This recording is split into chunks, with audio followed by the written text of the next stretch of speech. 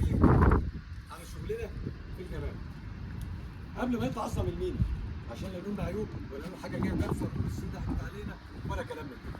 احنا النهارده بنشتغل في حاويه المكابس واللوت. يعني لو جينا بصينا اهو مش هقول لكم المكبس الصغير ولا حاجه، ده المكبس الكبير اللي 60 في 80. دي السلفنه تمام الكلام. طبعا بقى ده طبعا بعد اللي هو القص الدكتوراه زي ما انتم شايفينها. دي بقى المكابس بالترتيب اهو، مكن السلفنه كله بالترتيب اهو. لو جينا مثلا بعد اذنك يا دكتور، لو جينا مثلا نشوف الهيئات. بسم الله الرحمن الرحيم.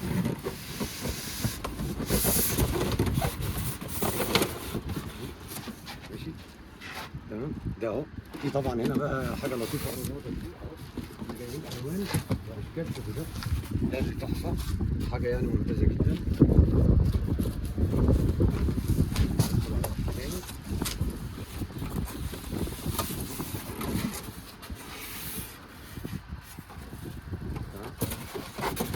طبعا والباقي بقى كتير، هنبقى نعمل فايل ونبعته للعملاء ان شاء الله.